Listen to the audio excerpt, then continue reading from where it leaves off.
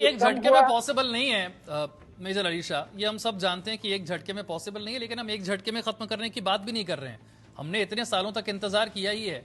और मेरा ये प्रश्न कोई पॉलिटिकल प्रश्न नहीं है, और इसलिए आज की बहस में मैंने किसी पॉलिटिकल पार्टी को बुलाया भी नहीं है। आप सब लोग कश्मीर की स्थिति को बेहतर जानते हैं, इसीलिए आपको यहां पर बुलाया गया है।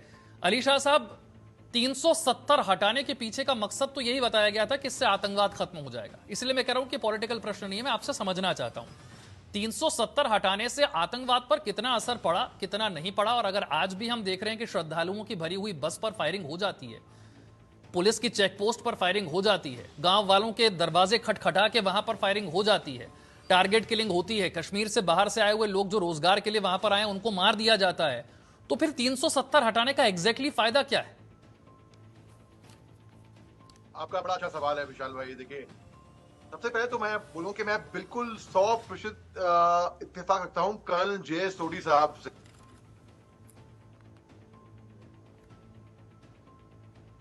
मैंने इनसे ट्रेनिंग लेकर मैं ऑफिसर बना, और सन 2003 में मैं अखनूर जिले में था, टाना सेक्टर, जो जहां पे हमला हुआ है रियासी, इसके बहुत करीब है। वो हाँ। पूरा इलाका रियासी, पोनी, नरबनी, शिवखोरी, वहां पे मैंने खाक छानी है। मैंने जमीन पे, गाड़ी में नहीं, जमीन पे ऑन ग्राउंड पैदल पेट्रोलिंग करी है वहां पे।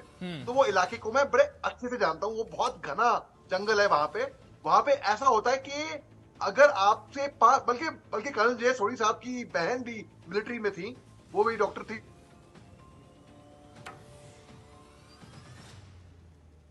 घना जंगल है वो जगह कि आपसे 5 मीटर दूर कोई बैठ के अगर ताक लगा के एम्बुश कर दे, वो भी उसको पकड़ना मुश्किल होगा। लोग पूछेंगे कैसे?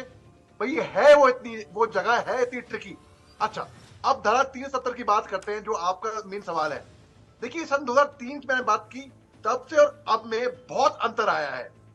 बहुत अंतर आया है। 20-21 साल हो गए हैं। तब आए दिन वहां पे हमले, ID blast, grenade blast, ambush, कोई ना कुछ होता ही रहता।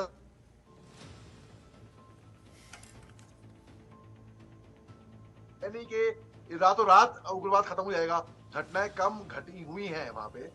अब हमने पिछले साल वहां पे G20 हमने जम्मू कश्मीर में किया, बताइए, जहां पे लोग जाने से डरते थे। मेरे सिविल फ्रेंड्स आज भी मुझे फोन करते हैं, पूछते हैं, हम भाई जम्मू कश्मीर घूमना चाहते हैं छुट्टी पे, भाई मसरूफ महफूज रहेंगे हम? मैं हंसता हूं, मैं कहता हूं अरे भाई क्यों नहीं, आप बिल्कुल महफूज रहोगे, आप जाओ, बिंदास जाओ। अली शाह साहब, एक रास्ता बल का इस्तेमाल करने का होता है, एक रास्ता बातचीत का होता है। अब बल का इस्तेमाल करके तो भरपूर देखा जा ही चुका, इतने सालों से इस्तेमाल किया जा रहा है। बातचीत का रास्ता आपको लगता है उतने अच्छे तरीके से अभी अपनाया गया है, या बातचीत का रास्ता अपनाने का कोई ज्यादा फायदा आपको लगता है कि है? देखिए, बातचीत का रास्ता अब तक अपनाया गया है, और लेकिन क्यों कामयाब नहीं हुआ है? क्योंकि पाकिस्तान एक तरफ हथियार रखता है और फिर बात करता है। हम तो बात नहीं करेंगे, आप हथियार लेकर आएंगे तो हम कैसे विश्वास कर लें? आप हमारी पीठ के पीछे छुरा नहीं भोग दोगे तो बेसिकली, जी हाँ। और अगर हथियार लेकर आओगे तो हम बात नहीं करेंगे। तो कर्नल जे सोडी साहब ने जो कहा, इसको अगर सब कुछ गंभीरता से समझा जाए, गहराई से, तो बहुत ही इंटेलिजेंट बात और बहुत ही प्रैक्टिकल बात और मैच्योर बात उन्होंने करी है। उन्होंने ये बोला है कि एक उनका एक तरीका ये है कि ये, मैं बोलूंगा, as I am very impressed actually, मैं ये बोलूंगा जरूर, क्योंकि अगर गंभीरता से देखा जाए तो सोडी साहब से, क्योंकि कोई भी इसका हल निकाल नहीं पाया अब तक। बल भी कर लिया हमने, बात कर ली हमने, डंडा मार लिया हमने, घर में घुस के मार लिया हमने, कंधे पे हाथ रखे प्यार से बात कर ली। पाकिस्तान नासुर है, वो कुत्ते की दुम की तरह है, वो कभी सीधी होती ही नहीं है कभी भी। तो अगर हम बातचीत भी करें,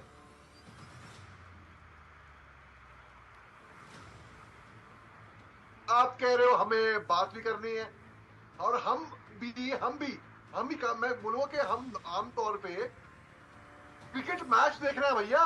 क्रिकेट मैच बहुत जरूरी है। क्रिकेट मैच देख के एक तालियां बजानी है। सरहद पे जो, बॉर्डर पे जो इंसान, जो जवान बैठा है अपनी परिवार से दूर दराज इलाकों में, बर्फीले चट्टानों में, बिना छुट्टी के, जहां पे खाना भी गर्म नहीं मिल पाएगा, अपनी जान की परवाह ना कर कर, अपनी जान की बाजी लगाकर